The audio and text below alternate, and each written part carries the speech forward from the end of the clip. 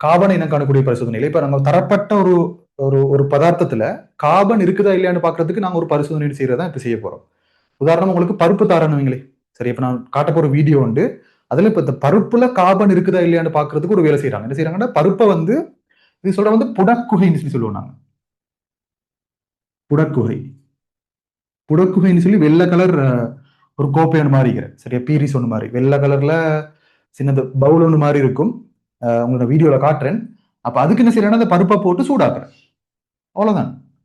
சூடாக்கினோடனே கொஞ்ச நேரம் சூடாகும், அந்த பருப்பு அப்படியே கருக்கட்டியா மாறும், கட்டி கருப்பா மாறும்.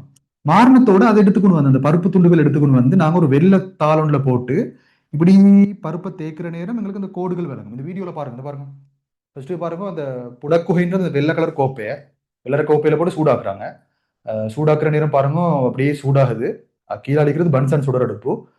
சூடாகக்குள்ள அப்படியே சூடாகி பாருங்க கருப்பாகுது. அடுத்த கட்டம் கருப்பாவிக்குது. அடுத்த என்ன செய்யறா, அந்த கருப்பு துண்டுகளை கொண்டு போய் வெள்ளத்தாளன்ல போட்டு இப்படி கிறுக்கிறார் பாருங்க. கிறுக்கிற நேரம் பாருங்க கோடுகள் தென்படுது. அப்படி கோடுகள் வருதுன்னு சொன்னா அந்த பருப்புல கார்பன் இருக்குதுன்னு சொல்லி அர்த்தம். அவ்வளவுதான். கார்பன் இருக்குதுன்னா போல ஒரு தரப்பட்ட பதார்த்தத்துல கார்பன் இருக்குதுன்னா அதை நீங்க சூடாக்குற நேரம் அது கருப்பாகும். அவ்வளவுதான். ஒரு இடத்துல கார்பன் இருக்குதா இல்லையான்னு பாக்குறதுக்கு அவ்வளவுதான் செய்யணும். சரி, அடுத்தது வந்து தரப்பட்ட ஒரு பதார்த்தத்தில் இப்போ நாங்க சொல்லுவோமே மீன் தரம் உங்களுக்கு, சரியா, மீன் உடம்புல நைதரசன் இருக்குதா இல்லையான்னு பார்த்து சொல்றாங்க. நீங்க என்ன திரும்ப செய்யணும், அந்த மீன் எடுத்து நசுக்கி ஒரு கரைசலை தயாரிச்சு வரணும். அது 2 மில்லி கரைசல் எடுத்துருவீங்களே, அதே 2 மில்லி லிட்டர் அதே கனவளவு நீங்க 2 மில்லி லிட்டர் மீனை கரைச்சி ஒரு கரைசல் தயாரிச்சீங்கன்னு சொன்னா அதே கனவளவு சோடியம் ஹைட்ராக்சைட்டை போட்டு செப்பு சல்பேட்டை சில துளிகளை போடணும். கிட்டத்தட்ட அந்த புரதத்துக்குரிய சோதனை மாதிரிதான். போட்டீங்கன்னு சொன்னா அந்த கரைசல் ஊதா நிறமாக மாறுது என்று சொன்னா, நீலரமா அல்ல, ஊதா நிறம். நீல நிறம் வருதுன்னு சொன்னா நைதரசன் இல்லை, ஆனா ஊதா மாறுதுன்னு சொன்னா அந்த கரைசல்ல நைதரசன் இருக்குதுன்னு சொல்லி அர்த்தம். அடுத்து நீருக்கான சோதனை.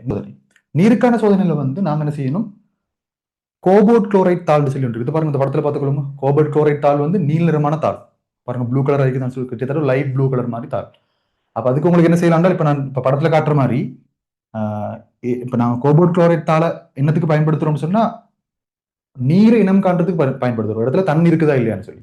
அப்ப அந்த கோபோட் குளோரைட் தாள் இந்த படத்துல காட்டுற மாதிரி வச்சுட்டு அதுக்கு நீர் துளி ஒன்றை போட்டீங்கன்னு சொன்னா அந்த அந்த நாங்க போட்ட துளியில நீர் இருந்தா நீர் துளி ஒன்றை போடுறோம், எங்களுக்கு நீர்டா இல்லையான்னு கன்ஃபார்ம் இல்லைன்னு வைங்களே, தண்ணியா இல்லையான்னு கன்ஃபார்ம் பண்ணி கொள்றதுக்கு உங்களுக்கு என்ன செய்யலாம், அந்த பாருங்க தாளை போட்டு அந்த தாளுக்கு மேல நீர் துளி ஒன்றை போடலாம். போட்டா கோபோட் குளோரைட் தாள் இந்த பாருங்க போடுங்க.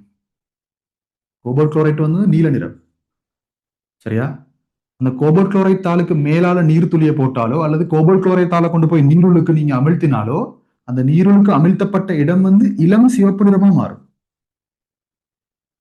இந்த படத்துல பார்த்துக்கொள்ளாம பாருங்க, நீருளுக்கு அமிழ்த்தி எடுத்த பகுதி இளம் சிவப்பு நிறமா மாறும். கேட்டா அப்ப கோபோட் குளோரைட் தாள் எங்களுக்கு என்னத்துக்கு பயன்படுத்தலாம், ஒரு இடத்துல நீர் இருக்குதா இல்லையான்னு பாக்குறதுக்கு பயன்படுத்தலாம். இப்போ ஒரு கரைசல் தாராங்க, அந்த கரைசல் அமிலமா நீரா சொல்லி தெரியும் உங்களுக்கு. ஏன்னா அமிலமும் நிறமற்றது, நீரும் நிறமற்றதா, பாக்குறதுக்கு ரெண்டும் ஒரே மாதிரி தான் இருக்கும், ஒரு வித்தியாசம் இல்லை. அப்ப நீங்க குடிக்கிறதுக்கு முதல்ல அது நீரா இல்லையான்னு கன்ஃபார்ம் பண்ணிக்கணும். கோபோட் குளோரைட் தாளை போட்டு பார்த்தா சரி, கோபோட் குளோரைட் தாள் நீல நிறம், அதை நீங்க தண்ணில போட்டீங்கன்னா இளம் சிவப்பு நிறம் வரும். ரைட், அவ்வளவுதான். அப்ப கோபோட் குளோரைட் தாள் இல்லைன்னு சொன்னா அதுக்கு இன்னொரு வழி ஒன்று இருக்குது, செப்பு சல்பேட், சரியா, செப்பு சல்பேட் பளிங்குகள், செப்பு சல்பேட் பளிங்குகளை உங்களுக்கு பயன்படுத்த முடியும், அல்லது செப்பு சல்பேட் கரைசலை பயன்படுத்த முடியும். இல்ல, பளிங்குகளை பயன்படுத்துறது நல்ல, சரியா. இப்ப செப்பு சல்பேட் பளிங்குகள் வந்து நிறமற்றது பாருங்க, படத்துல பார்த்துக்கொள்ளலாம். இப்படித்தான் காணப்படும் செப்பு சல்பேட் பளிங்குகள். ஆனா அந்த செப்பு சல்பேட் பளிங்குகளுக்கு நீரை போட்டீங்கன்னு சொன்னா அது நீல நிறமா மாறும். பாருங்க படத்துல பாருங்க, இந்த நீல நிறத்துக்கு மாறும், சரியா. அப்ப உங்களுக்கு ஒரு இடத்துல தண்ணி இருக்குதா இல்லையான்னு பாக்குறதுக்கு செப்பு சல்பேட் பளிங்குகளை பயன்படுத்தலாம்.